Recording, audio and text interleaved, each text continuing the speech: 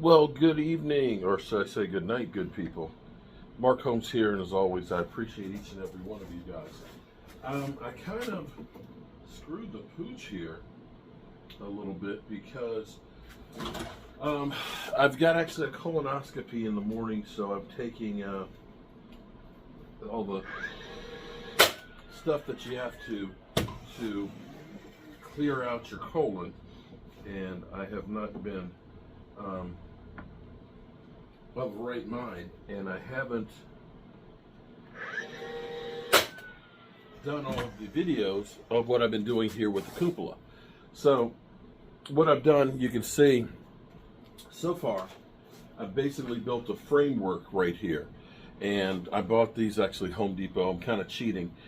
These are vented. The nice thing about this is it is plastic. They're probably a wear out, but I'll be able to take them out and change them. Nice thing is they're actually vented here, slotted, which will help keep bugs out. And these are basically going to fit in here like this. I'll end up having a solid piece of molding of trim that can come off, and we'll do like a quarter round around it, and that will give it, that cupola look. Now up here, I'm doing another one of these. This is, and I'm going to clamp it. I got to clamp it to get it true. But this is actually going to be the base for this part to sit onto it. Tomorrow after this dries, I'm going to take my panel bit, and I'm going to go ahead and chamfer this all the way around so the water will drain off of it. And then up underneath of it, we'll end up using 1x12s, and we'll build a square base, in which case we're able to cut out that to match the roof line. So this, once we take this off the clamps, will get attached to the top of this, and we're going to do a solid piece from corner to corner and corner to corner, and we'll basically dado out, or basically make a joint to make a tight joint on it to interlock, and we'll cut it at an angle, and that will be the roof line here for it.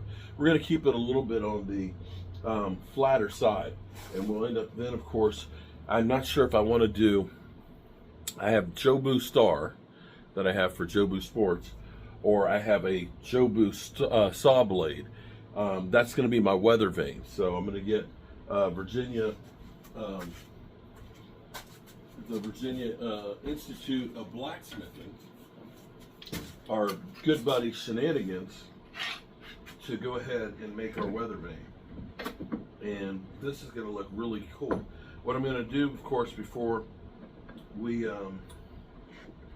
put it up on the roof is I'm going to prime it real good, and I'm going to put on a good sealant. Prime it real good and put on a real good paint, so that way it will stay weatherproof for a long, long time, hopefully. And it is like 9:30, and I can't believe I'm still out here working on this.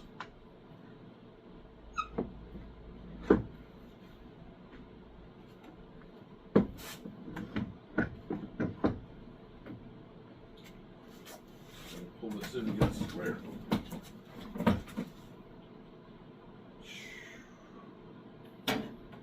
Got really long clamps here.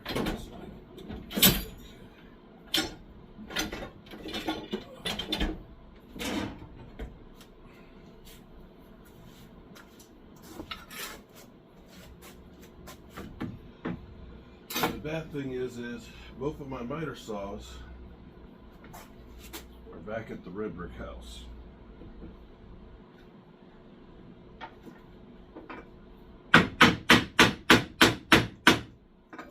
So I've used my table saw and miter to cut these, and they're not quite as perfect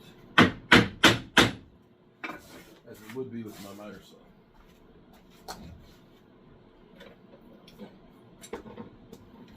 We got another little project here too. This is going to be a nice cutting board here. That or a great paddle. I love using the different kinds of wood. So we got maple, walnut, more maple, mahogany, oak, and cherry that's up in here. So it'll be a beautiful piece. And we're going to use our CNC machine to engrave it and then epoxy it.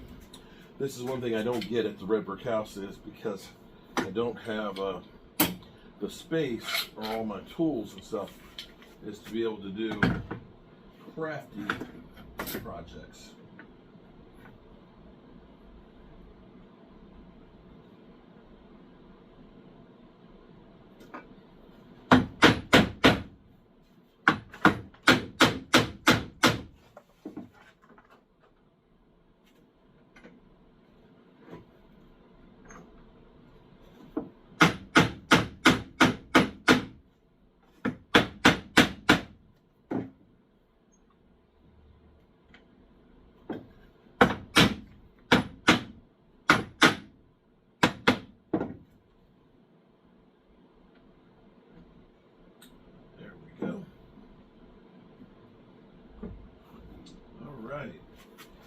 So we'll let this sit up for the night.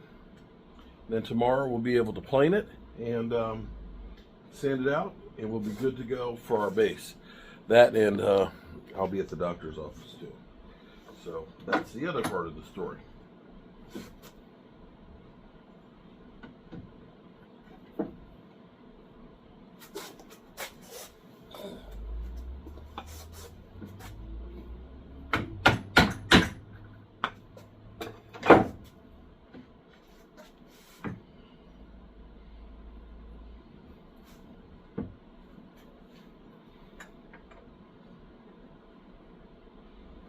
All right, good people, I'm going to bed, and we'll check in tomorrow and see how this looks. Peace out. Welcome back to me working on my cupola. Now again, I've never built a cupola before, and this is basically, well, let me explain something to you.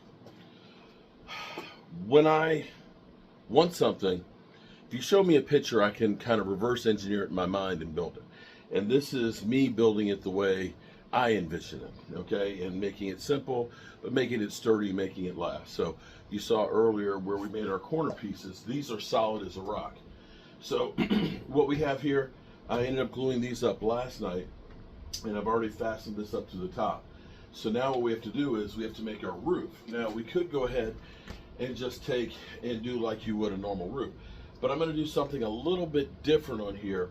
I hope that'll end up working out really well. The other thing I did, this is our bottom piece. And if you look at that, you can see where I've chamfered the edge so that way the water will be able to drain off of it real well. And I think what I'm going to do, I found when I was working on the side of my house, I have some 1x12 PVC board. So that'll sit on here. And you can see when the water comes down, it'll be able to channel right off of there. It'll drip off of it perfectly. And once we put our piece of molding here, it'll have a chamfer as well to hold in our grills. And we end up putting these in like this. We'll have another piece that'll go over top of this, but it'll have a chamfered edge. So that way that drip will hit here and just roll off any water that goes through. Of course, it won't be able to go back up underneath of it. So now what we have to do is we have to put on our part for the roof. So what I'm doing is I've got some 1x12, and I've basically cut myself a channel so that way these two pieces will be able to interlock. And this is going to be the pitch of my roof. So this will go like that, okay? It's gonna go up on here. And what we'll be able to do is we'll actually have to do the reverse of this with our other piece.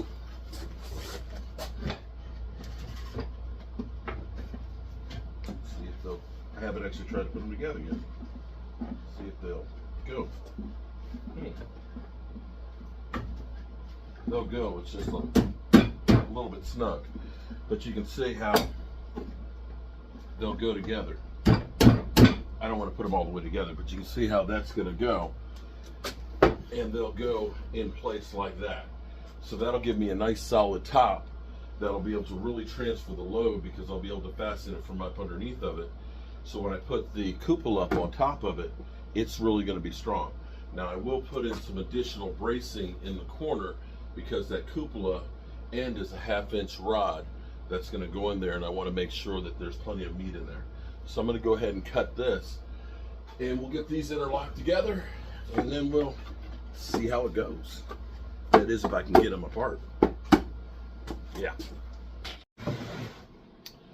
All right, so we have our 2 pieces. Now, the thing you got to make sure you don't do is that you don't make them the same, because if you end up cutting the notches the wrong way, it'll be bad. So this, we're going to put glue on here, and then we're going to tap this together, and hopefully it'll go together, and this will give us our roof for this.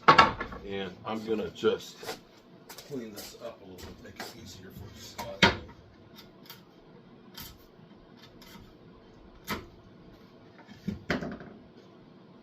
Okay, we'll get a little glue, and we'll say a prayer. This is tight. You want to have really about a $1 bill gap in there.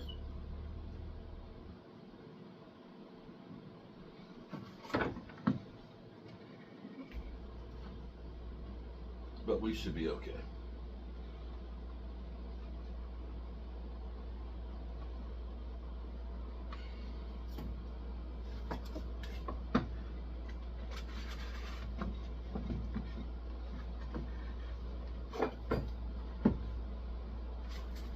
Rough mallet.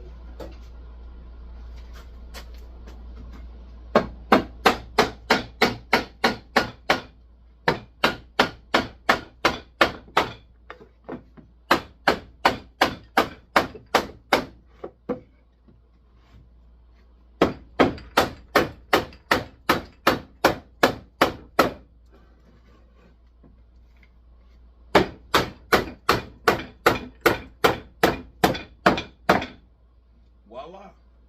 So you see how that's going to be really strong and sturdy. And so once we end up attaching this, we'll go ahead and we'll sand this. We'll take the corners off on that, and that will make it really sturdy. And then what I'll do is we'll have the metal workers, the sheet metal guys, fold the top, make the top piece so it comes over top of this. And that will give us a really good sturdy piece to lock it in place. I gotta say, for never building one and just starting this yesterday, I'm really digging this thing. So let's see, once these are in, you'll get a feel for our cupola. Not bad. Not bad. Now, a lot of people ask me where I learned to do woodworking. Originally, my dad had a shopsmith, Mark II. They're actually up to Mark VII right now at his house. And as about an 8-9-year-old kid, it was covered in dust and everything else. And I decided I want to do woodworking. And so I started cleaning it up, and I started doing projects. And the funny thing is a lot of those projects and things that I made, my mom still has and still uses some 50 years later. Of course, the things I do now are a lot better than the things that I did growing up, but I am very proud of what I've learned and accomplished over the years. My workshop, it's a mess, much like my mind, but I think I do okay. And I think this is going to be amazing once we get it into the shop. The reason why I'm out here, it's actually about 9:30 at night, is tomorrow we have the meeting with the Department of Historic Resources for the red brick house. And so we're going to be going down there tomorrow, and from there we're going back to the red brick house.